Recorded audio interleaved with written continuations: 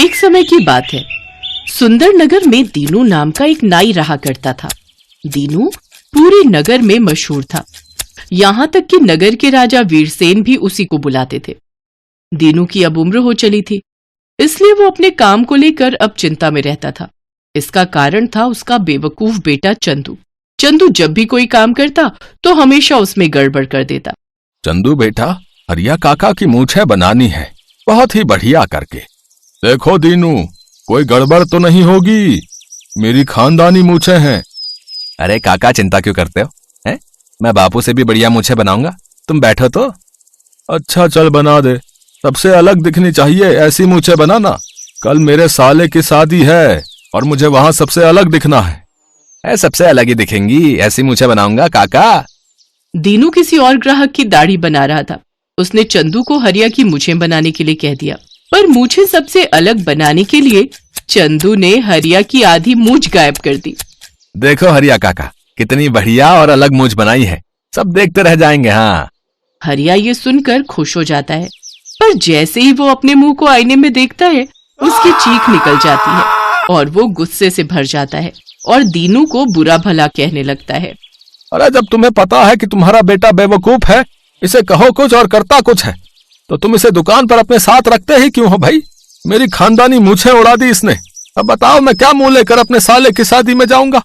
माफ कर दो हरिया भाई, क्या करूं, ये बिल्कुल भी समझदार नहीं बनता। मैं सोचता हूं मेरे साथ दुकान पर रहेगा तो थोड़ा बहुत कुछ सीख जाएगा, पर यह है कि बिल्कुल ही कुछ नहीं सीखता। तुम बैठो, मैं तुम्हारी दाढ़ी बना देता हूं। बस इतना ही कर सकता हूं कि तुम मेरी दाढ़ी के दाम मत देना। किसी तरह दीनू बात को संभाल लेता है, पर घर जाकर वो चंदू की खूब डांट लगाता है। आज तुम्हारे लाडले बेटे ने बहुत बड़ी मुश्किल में डाल दिया था, कैसे बचा हूं मैं ही जानता हूं। आज हरिया मेरे से लड़ाई करने ही वाला था। माँ, मैंने तो ऐसा कुछ भी नहीं किया। हरिया काका ने मुझे बोला कि मेरी मूछें बिल्कुल अलग बनाना, तो मैंने उसकी मूछें बिल्कुल अलग बनाई थी। अब इसमें मेरी क्या गलती थी? उन्हें मूछें पसंद नहीं आई तो बताओ। पता नहीं क्या करेगा क्या नहीं करेगा, मेरी तो उम्र होती जा रही है, ये लड़का कब समझेगा? अरे अब बस भी करो, क्यों मेरे बच्चे के पीछे पड़े रहते हो? देखना, एक दिन मेरा बेटा हमारा खूब नाम रोशन करेगा। पत्नी की बात सुनकर दीनू कुछ नहीं कहता, वो चुपचाप अपने कमरे में चला जाता है। कुछ दिनों बाद दीनू को बहुत ही जरूरी काम से दूसरे नगर जाना पड़ा। वो चंदू को बहुत अच्छे से समझा गया कि चंदू दुकान को ठीक से संभाले। देखो चंदू बेटा, अब तुम बहुत समझदार हो गए हो, इसलिए मेरी बात ध्यान से सुनो। अपने काम को बहुत अच्छे से करना, किसी को भी शिकायत का मौका नहीं देना। अपने काम को खूब मन लगाकर करना। मैं 2 दिन बाद वापस आ जाऊंगा, तब तक तुम दुकान को अच्छे से संभालना। ठीक है पिताजी, आप चिंता मत करो, मैं सब कुछ बहुत अच्छे से संभाल लूंगा। दीनू चंदू के भरोसे अपना काम छोड़ तो गया, पर मन ही मन वो बहुत डर रहा था कि कहीं चंदू कोई गड़बड़ न कर दे। दीनू चला जाता है। पीछे से नगर के राजा वीरसेन का सिपाही दीनू को बुलाने के लिए आता है। ये दीनू कहाँ है? महाराज ने उसे शीघ्र ही बुलाया है। पिताजी तो किसी काम से दूसरे नगर गए हुए हैं, 2 दिन बाद ही लौटेंगे। मुझे बता दो क्या काम है? पिताजी की जगह मैं ही यहाँ पर दुकान देख रहा हूँ। पिताजी मुझे अच्छे से समझा कर गए हैं कि कोई भी ग्राहक आए तो उसे वापस नहीं भेजना। अब क्या करूं, इसे ही महल ले चलता हूं। ठीक है, तो अपने पिता की जगह तुम ही मेरे साथ महल चलो। चंदू सिपाही के साथ राजमहल पहुंचता है। अच्छा, तो तुम्हारे पिताजी की जगह तुम आए हो। देखो, मुझे अपने बाल बहुत ही बढ़िया कटवाने हैं। कल मैं शिकार पर जंगल जा रहा हूं, वहां मुझे कई दिन लग जाएंगे, इसलिए मेरे बालों को अच्छे से सफाई से काटना, ताकि बालों के कारण मुझे कोई परेशानी ना हो। चिंता मत कीजिए महाराज, पिताजी ने मुझे बहुत अच्छे से नाई का काम सिखाया है। मैं आपके बालों को ऐसा कर दूंगा कि आप देखते रह जाओगे। राजा वीरसेन बैठकर थोड़ा सुस्ताने लगते हैं। चंदू दिमाग चलाने लगता है। महाराज ने कहा है कि उनके बालों की वजह से कोई परेशानी ना हो, तो इसका सबसे बढ़िया इलाज मेरे पास है। मैं इस परेशानी को ही सिर से अलग कर देता हूँ। चंदू राजा वीरसेन के सारे बाल उतार कर उन्हें गंजा कर देता है और अपने काम पर बहुत खुश होता है।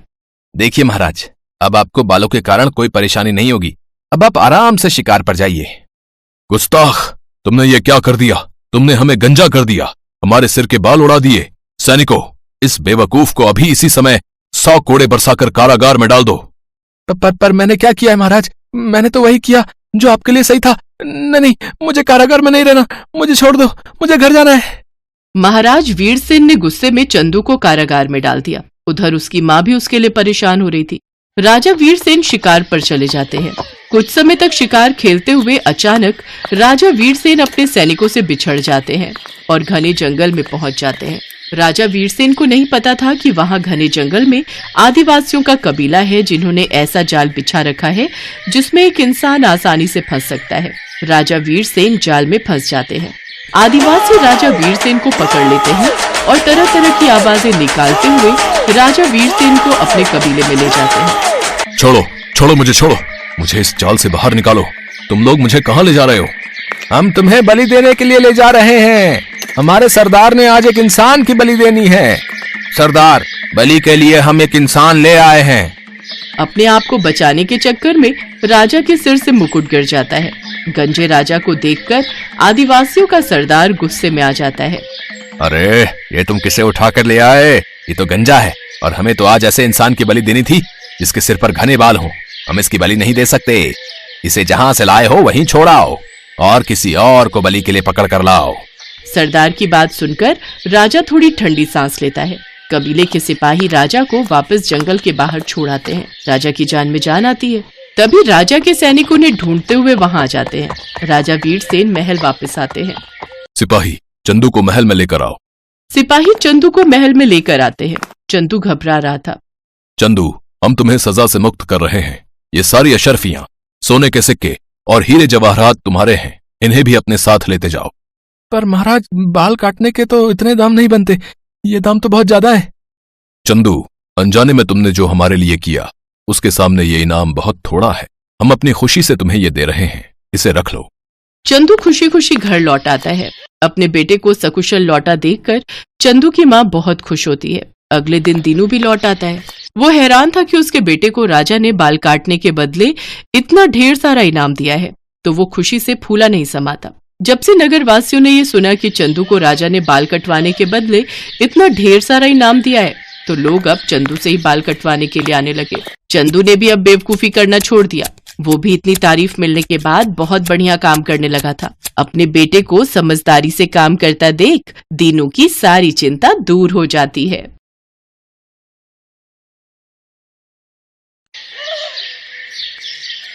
भगवान के नाम पे कुछ दे दो साहब। एक हफ्ते से कुछ नहीं खाया। ए साहब, कुछ दे दो ना साहब।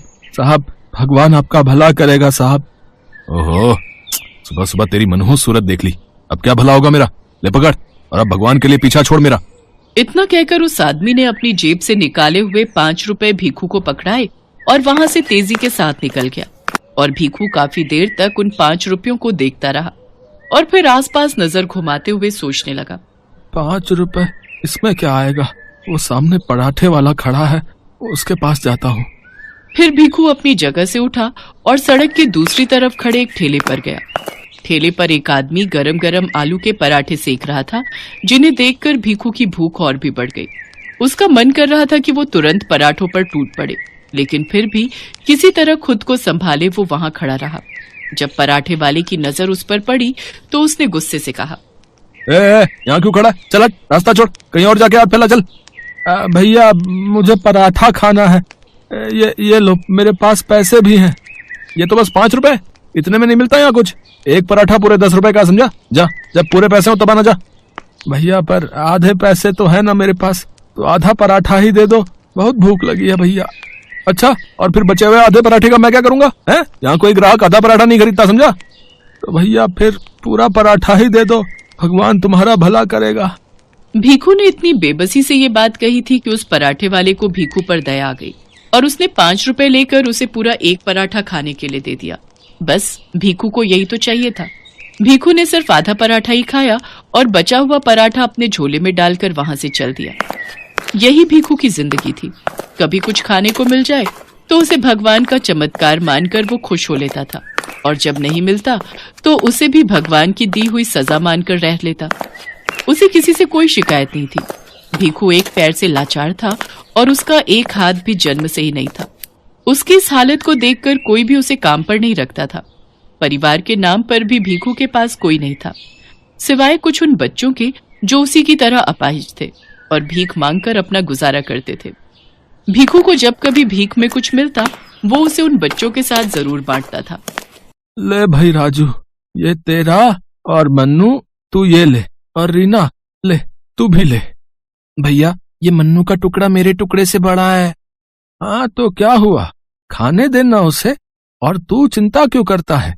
भगवान ने चाहा तो कल और कुछ मिल जाएगा, और क्या पता आज से ज्यादा ही मिल जाए। भीखू की बात सुनकर वो तीनों बच्चे मुस्कुरा दिए और फिर चैन की नींद सो गए। भीखू के जैसे ये बच्चे भी अनाथ थे, लेकिन फिर भी अकेले नहीं थे।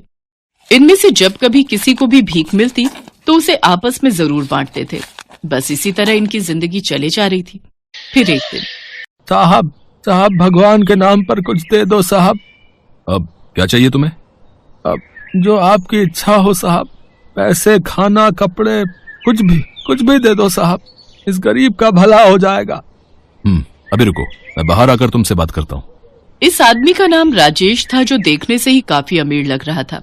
असल में राजेश शहर का एक बड़ा बिजनेसमैन था और उस वक्त अपनी महंगी गाड़ी में बैठकर एक मीटिंग के लिए जा रहा था। लेकिन जब उसकी गाड़ी की खिड़की पर भीखू भीख मांगने के लिए आया तो बाकियों की तरह उसने भीखू को हड़काया नहीं, बल्कि गाड़ी से बाहर आकर भीखू से बड़े ही सुलझे अंदाज में बोला, हाँ भाई, तुम्हें मैं पैसे भी दे सकता हूँ, खाना भी खिला सकता हूँ, और पहनने को कपड़े भी दे सकता हूँ, वो भी अभी के अभी।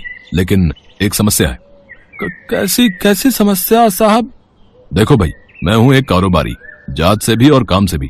तो मेरी जिंदगी का एक उसूल है कि मैं कभी भी किसी को भी कोई चीज मुफ्त में नहीं देता, भीख भी नहीं। साहब पर मैं गरीब आपको क्या दे सकता हूँ? अगर मेरे पास कुछ होता तो मैं ऐसे भीख थोड़े ही ना मांगता। वो तुम देखो भाई, मैं यहाँ अगले 5 मिनट तक खड़ा हूँ।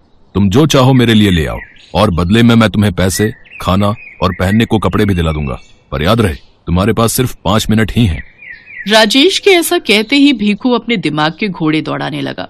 उसने आसपास नजर घुमाकर देखा तो उसे एक गुलाब का पौधा नजर आया, जो ढेर सारे लाल गुलाबों से भरा हुआ था। उस पौधे को देखकर भीखू को कुछ सूझा और वो अपनी बैसाखी के सहारे लंगड़ाते हुए उस पौधे के पास गया।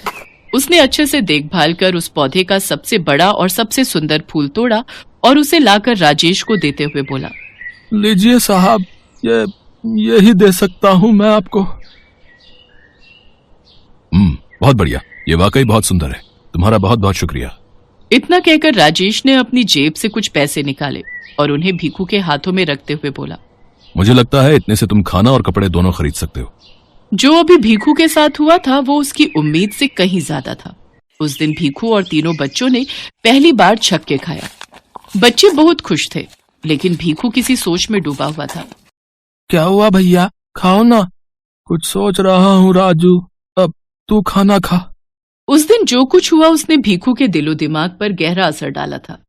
असल में भीखू को पहली बार ये एहसास हुआ था कि जिंदगी में जरूरत से ज्यादा भी हासिल किया जा सकता है। अगले ही दिन सुबह सुबह भीखू एक सरकारी बगीचे में गया और उसने ढेर सारे फूल तोड़कर अपने झोले में रख लिए। फिर उन फूलों को लेकर वो उस चौराहे पर गया जहां हर रोज भीख मांगने के लिए खड़ा होता था। लेकिन इस बार उसने किसी से भीख नहीं मांगी, बल्कि सबको आगे बढ़कर सुंदर फूल देने लगा। उसके ऐसा करने से लोग बड़े खुश हुए। जो लोग पहले उसे डांट कर झिड़क देते थे, वो अब उसे देखकर खुश हो रहे थे और उसे कुछ न कुछ पैसे भी जरूर दे रहे थे।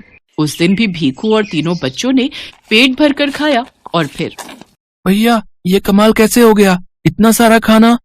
भीखू के साथ अब तक जो कुछ भी हुआ था वो सब भीखू ने बच्चों को कह सुनाया। और फिर अगले दिन से ही भीखू के साथ साथ तीनों बच्चे भी अपने साथ ढेर सारे फूल तोड़कर ले जाने लगे और लोगों को बांटने लगे। चौंकाने वाली बात ये थी कि बच्चों के साथ भी ठीक वैसा ही हुआ जैसा कि भीखू के साथ हुआ था। कुछ दिन ऐसे ही हंसी खुशी बीत गए, लेकिन फिर, अरे तुम तीनों इतने कम फूल क्यों लाए हो? इतने से क्या होगा? भैया वो आज बगीचे के गार्ड ने हमें फूल तोड़ते देख लिया, डंडा लेकर हमारे पीछे दौड़ गया था। बड़ी मुश्किल से बचकर भागे हम। वो तो शुक्र करो कि इतने फूल तोड़कर पहले ही झोले में डाल लिए थे, लेकिन अब लगता है कि कल से उस बगीचे में नहीं जा पाएंगे। वो गार्ड हमें फूल नहीं तोड़ने देगा। अच्छा, ये तो बड़ी दिक्कत हो गई।